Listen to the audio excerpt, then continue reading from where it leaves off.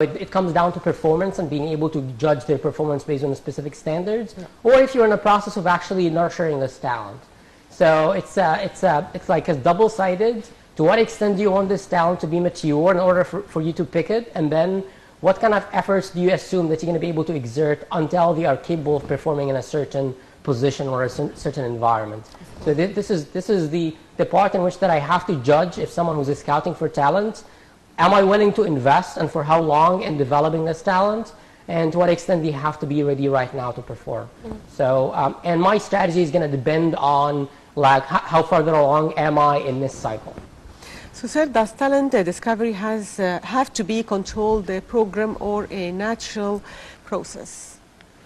Yeah, I think when it comes to talent discovery at the early days, so if we're in a young age, if we're getting into school, if we're still figuring out what we want to do with our lives, so by then there has to be lots of space given for play and discovery and like looking at different like specialities for us to look at. So during that time, and actually whenever we have time to explore it at any age, to kind of explore different other verticals, it makes a lot of difference for us to actually like look at all these different verticals and exert some effort there in order for our talent to come about. So if we look at it at a young age, definitely having an exploration, like time for exploration, is very vital for us to be able to kind of, for our talent to have the chance to show up. Yes.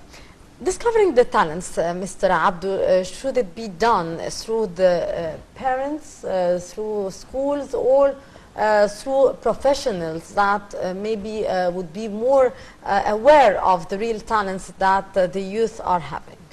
Yeah, I think if we think that everyone is talented, so by then it becomes the function of all these different stages. Yes. So it starts with parents. Parents have to have the flexibility for their kids to look at different disciplines and to allow them the time to explore that, and to also pick at the areas and to invest in the areas in which they could have potential exceptional talent. So it starts at this stage, and once they go ahead, by then they're at school, by then they're teachers, they have to have an eye also for different specialty. And I think it comes obvious sometimes. So sometimes it's not hard to tell that someone is particularly good at writing or someone is good at sports. So by then having the flexibility and having the authority as well to invest in their talents.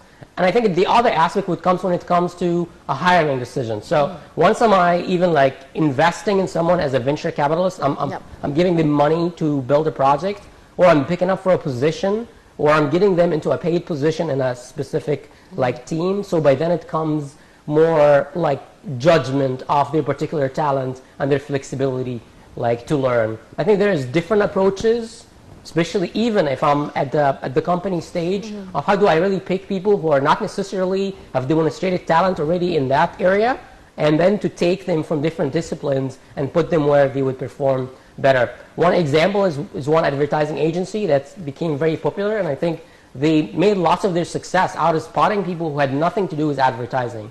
So they went to different disciplines like stand-up comedy, for example. Yeah. So they attended like amateur stand-up comedy, and then they picked up talent out of those who actually go for open mic days, and these actually become exceptional talent for the advertising industry. Yeah. So it doesn't have to be very structured. It could actually be, even if you're in the business part and you're in the judgment stage, you could actually have a lot of creativity in terms of where could I find the people who could be talented for the position that I'm looking for. Yeah. So, sir, what is the importance of IQ tests in discovering talented students? Yeah, I think like all different assessments, including IQ tests, has an indication to different like skill set and cognitive abilities. But even when it comes to something like IQ tests, like there have been research done, and after a certain threshold, like it doesn't make a difference what's your IQ. So if you're over 120, it does make a little difference in terms of how does it influence your work. So like lots of these tests are slightly exaggerated in terms of like saying they have a massive IQ, because it practically could not actually make a lot of difference. Is it related to the talents, Mr. Abdu? Because sometimes maybe your IQ is quite high, but or it's not high, and you are talented very much in art or in painting or a comedian or exactly, or even in social skills. Yes. I think one of the studies in looking at successful people looked at IQ, and they found that people with even higher IQ was not as successful as others. Despite that, like if we look at 120 as the threshold, someone could have like 140 IQ, but they are not really successful at all. On the other hand, people with just an IQ, they are way more successful. And it comes down to other variables, like, for example, social skills. These people are able to convince others, they are able to communicate with others. So this becomes a different type of intelligence that's not necessarily measured by IQ. So all these tests and assessment can give us indications is that people are really talented and they have these cognitive ability. So it's an interesting analytical skill, but it cannot be taken as the exclusive tool for choosing people for different positions. Of course. They are indicators, but they are not the exclusive tool to decide on something. So, sir, how can we help talented people to rediscover themselves and put them on the right track? That's a very good question, because I think that actually applies to all of us. Yes. I think like when it comes to nurturing talent, there is something about consistency. Yes. I mean, like one of the things we didn't talk about is that like talent starts to appear after a certain amount of time of practicing there. So if let's say that I like sports, I like martial arts. Like if I go and I get started with martial arts, and I should not really expect myself to be performing exceptionally from the first like class. Yeah, definitely. Once I reach like what's said to be 10,000 hours, by then I start showing exceptional talent. So by then, in order for me to compete professionally, to be able to present myself professionally, I have to spend a long period of time. So allowing people this period of time in which that they are not exceptionally talented, but they are acquiring this talent and they are practicing is very vital in order for them to reach that like mastery stage. So like thinking of how can I get more time, practice time, in order for me to like start reaching the mastery stage is something that all of us can ask ourselves. I think whether they are students at the university, they can like join different clubs. Whether they even professionals, they can look at different other organizations that can support their like the area that they are interested in. If it's about like martial arts or any other sports, looking at extra training time. So looking at that the time that you spend practicing is very vital for the level of advancement in your performance. So looking after different training opportunities and spending that time, this is a very important point.